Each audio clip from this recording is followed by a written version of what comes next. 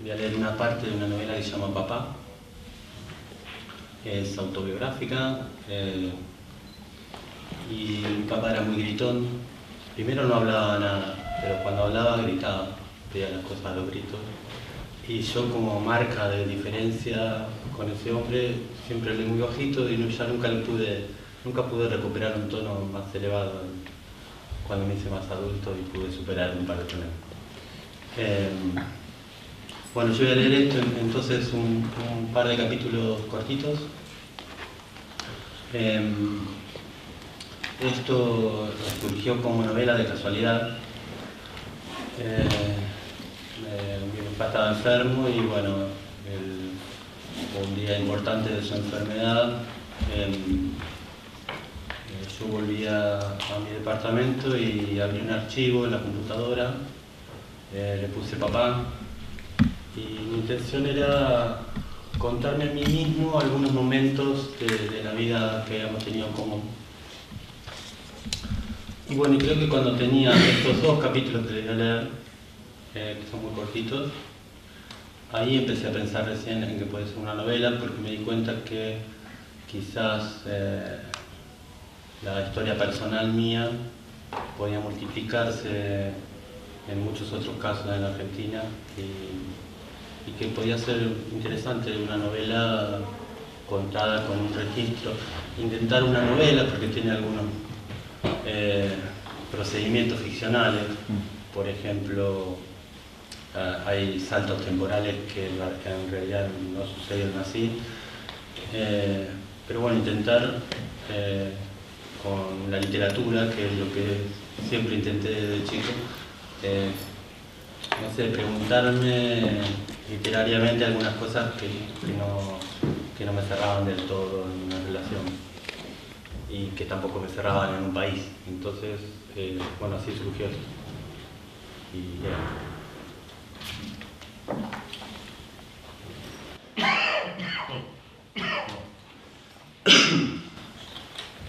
El chico que alguna vez fue mi padre era el mayor de 4 hermanos, 2 mujeres y 2 varones, que nacieron y se criaron en el campo. La casona familiar estaba construida sobre una loma, encima de uno de esos repliegues o acumulaciones bestiales de tierra que cortan la monotonía lineal de la pampa cerca de sus ríos angostos y marrones, casi siempre inundados. Eran ricos. Tenían un campo extenso, repleto de bañados, pero también con sus zonas buenas. Un campo lleno de vacas en los bajos y maizales en las partes aptas, que daba gusto recorrer a caballo. Un campo lindo, para perderse persiguiendo teros o perdices, espantando garzas. Lindo para llegar hasta la orilla del río y bañarse en verano o pescar en cualquier época. Siempre con la onda en la mano, por supuesto. Había una quesería también, un galpón enorme de olor rancio a pocos metros de la casa, y muchos peones y tamberos y perros y gatos y gallinas, y pavos, dando vueltas por ahí, a toda hora. Animales y gente que hacían más sencilla la tarea cotidiana de escaparse a la soledad de la montura de un caballo. Porque la verdad, a mi viejo me lo imagino solo de pibe, muy solo. Y como argumento de tal imaginación, tengo en primer lugar a la herencia. Soy su hijo, después de todo, y conozco bastante bien mis propias inclinaciones. El segundo argumento tiene que ver con la experiencia. He convivido con él durante un montón de años, y es el tipo de personas, quizás también como yo, que siempre están solas, a pesar de que haya multitudes dando vueltas a su alrededor. Y me apuro a afirmar que no creo que se trate de ningún defecto o de ninguna virtud en particular. Sospecho que se trata, sencillamente, de la mismísima condición humana llevada unilateralmente hacia algún extremo. Que la sociabilidad, lo que constituiría el extremo opuesto de la misma cuestión, no es más que una muestra casi patética de aquello que es tan esencial al hombre, la imposible y a la vez imperiosa necesidad de ser junto a los demás hombres. Una soledad a caballo, al aire libre, la de mi padre, así como la mía, 30 años después, Fue una soledad del encierro, de los rincones más o menos oscuros. Distintas maneras, aunque en el fondo parecidas, de prepararse inconscientemente para la acción adulta, para la escritura en mi caso, para las armas en el suyo. A caballo, yendo a la escuela también, una legua de ida y otra de vuelta todos los santos días. 10 kilómetros cotidianos de tierra o de barro para reflexionar sobre lo porvenir. Para decidir, una tarde cualquiera de invierno, que la libertad de la huella podría multiplicarse, increíblemente, en un liceo militar de la ciudad gigante.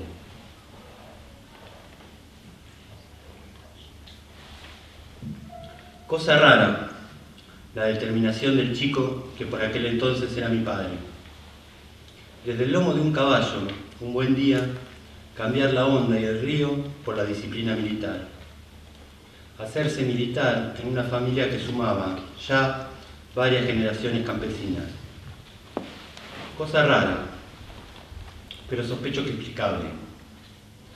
La década del 30 del siglo XX fue una década contaminada de patria, de palabras sobre la patria o de la mismísima palabra patria. Una década de decisiones drásticas, de giros violentos, de saltos al vacío, y tales humores patrióticos suelen ser contagiosos. Suelen metérsenos en los intestinos o pegársenos en las arterias sin darnos cuenta, igual a como se nos mete o se nos pega el cáncer. Y también está el tema de la familia, de los límites, del mundo visto como una posibilidad casi infinita de aventura, del profundo aburrimiento que muchas veces produce la libertad horizontal de la pampa. De todos modos, y aunque las cuestiones anteriores pueden haber tenido algo que sumar en su determinación, yo me inclino por otra más íntima, más fácil. Me inclino por la ambigüedad que casi siempre encierra la soledad.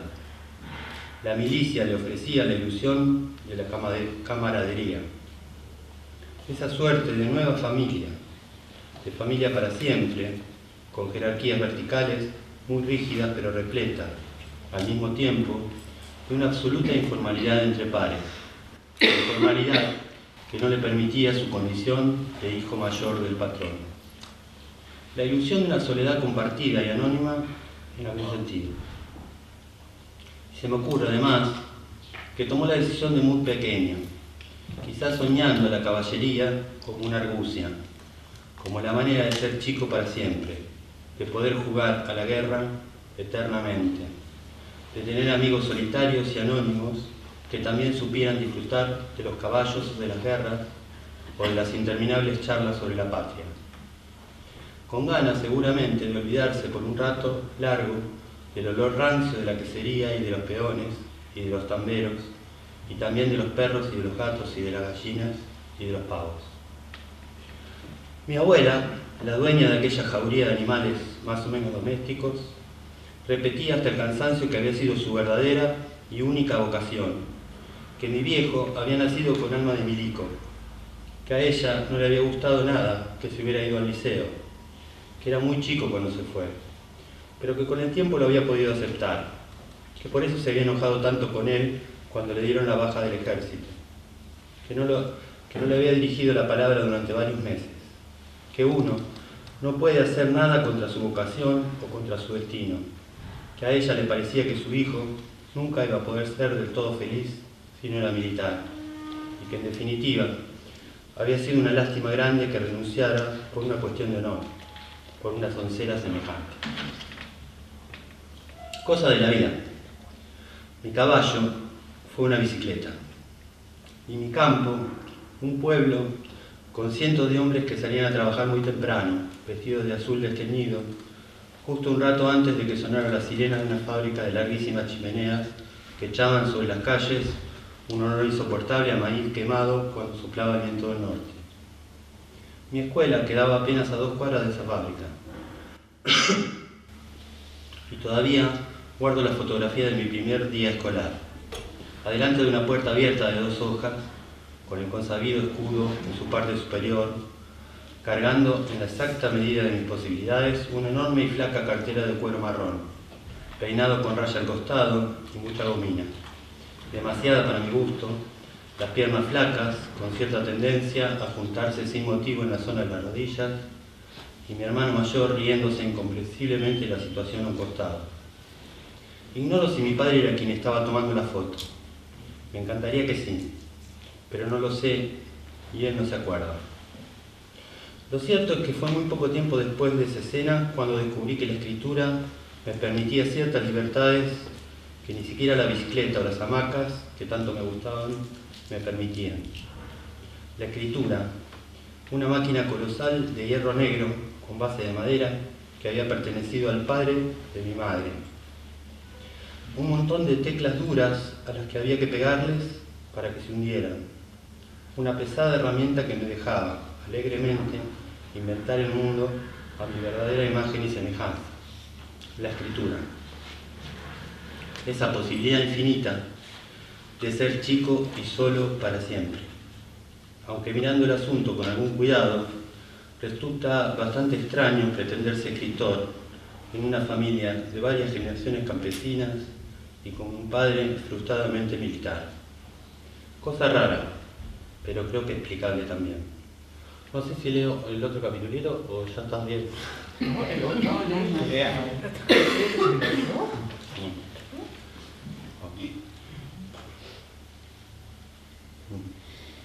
Tengo que reconocer que siempre me cuesta leer en voz alta un poco este libro. En voz baja también. Está buenísimo. Tengo con mi viejo un par de recuerdos primordiales borrosos, bastante borrosos. El primero de ellos tiene que ver con la lectura y con el amor, por supuesto.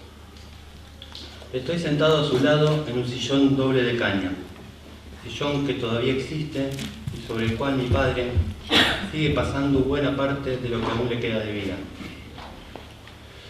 En el recuerdo, compartimos ese sillón en alguna de las muchas casas por las que anduvimos mudándonos al inicio de los tiempos familiares. Es temprano, por la mañana. Los dos estamos leyendo distintas secciones del diario y a mí me cuesta mucho conversar con él. Solo parece interesarse por la política. Creo que por eso estamos hablando de un presidente canoso al que le queda muy poco tiempo de presidente, según mi desmedida impresión infantil. Y a él le da mucha risa que a mí, de apenas 8 años, me dé tal desmedida impresión. Todavía hoy se acuerda de esa charla, y yo también me acuerdo. Me acuerdo de lo difícil que me resultaba conversar con aquel hombre silencioso al que amaba tan profundamente. Me acuerdo, sobre todo, de los cuantiosos esfuerzos políticos que tenía que hacer para arrancarle unas pocas palabras o alguna sonrisa enorme. Nunca conocí a nadie que leyera más que mi padre. De ahí quizá mi necesidad de leer desde antes de ir a la escuela o mis ganas inmediatamente posteriores de escribirlo todo. En esa época ya redactaba un periódico. Le había puesto de nombre El Familiar. Y allí, entre chistes y notas más o menos serias, me hacía un lugar en los editoriales para publicar algunas quejas muy puntuales acerca de lo que consideraba el comportamiento arbitrario de mi hermano mayor, para con mi manifiesta fragilidad. Mi madre guarda varios ejemplares de aquel engendro. Entonces, resulta bastante explícito, me da la impresión, el motivo por el cual llegué tan pronto a la escritura. Un intento desesperado de comunicarme con mi padre, de establecer algún tipo de relación con su silencio o con el pasado de ese silencio. Una ilusión casi absurda de entender lo inentendible, la escritura, o de querer salir al galope de aquellos rincones más o menos oscuros que habitaba.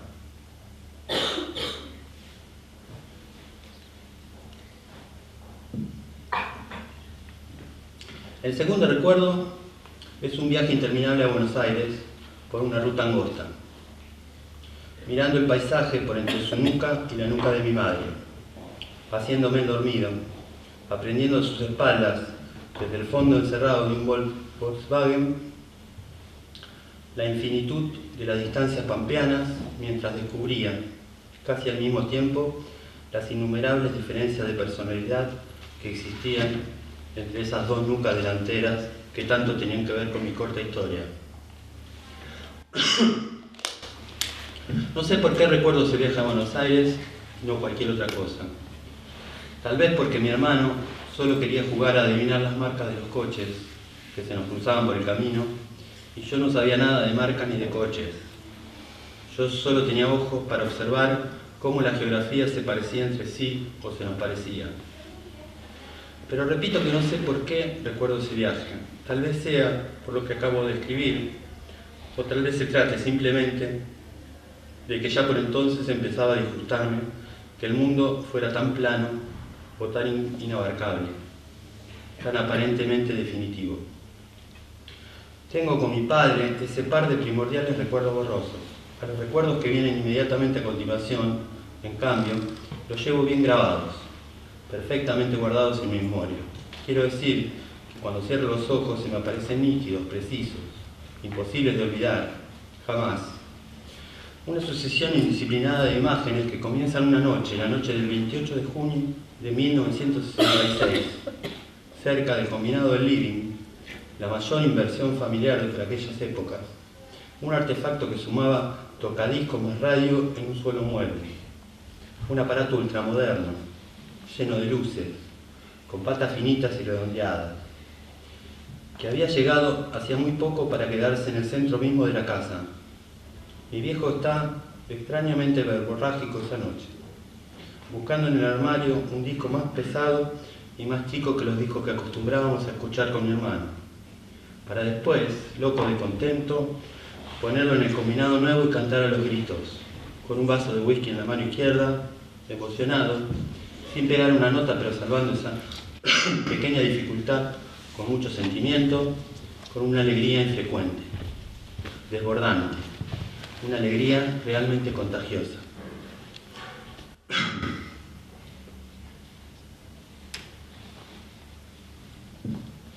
Marcha de la Libertad, creo que se llamaba la canción. Una especie de himno o marcha que tenía mucho que ver con un golpe militar bastante anterior al que estaba festejando con tantas ganas esa noche. Me explicó mi padre, sin acordarse de que era muy tarde y de que ya hacía rato que su hijo menor tendría que estar durmiendo. Un golpe anterior del que yo, por más que me afanara en leer los diarios y cuanto papel pasara por mis manos, no tenía ninguna noticia. Tampoco, debo ser sincero, y a pesar del comentario desmedido que le había provocado tanta risa un par de meses antes de esa noche lujuriosa, acerca de la próxima caída de aquel presidente canoso, tenía ninguna noticia de lo que significaría en mi vida que los militares hubieran derrocado a Arturo Illia. No lo sabía. Y por no saber, tampoco sé ahora mismo por qué mis recuerdos son tan tardíos, tan escasos. Incluso aquellos que no se refieren a mi padre. De antes de la charla sobre el eterno sillón doble de caña y del viaje a Buenos Aires, apenas si registro un patio, un ventanal de vidrios de colores que daba a ese patio, una bicicleta celeste, el árbol de la esquina, el choque de esa bicicleta contra ese árbol, un tero enojado mostrándome sus púas, la repentina muerte de 3 gallinas a las que había criado desde pollitos, una maceta cayendo acompañada en su caída por el resto de mi madre, la compra con mis ahorros de una guitarra o una pileta cordobesa en la que me estoy ahogando. Solo alcanzo a divisar muy cerca de mis ojos un montón de burbujas grandes como globos y aunque sé que debo dirigirme hacia la parte playa, no lo hago, no lo puedo hacer. Hago lo contrario, justo lo contrario, hasta que una tía, la hermana de mi madre, se arroja al agua y me salva milagrosamente. ¿Por qué tan poco del resto de mi infancia? ¿Por qué tanto olvido? ¿Vale?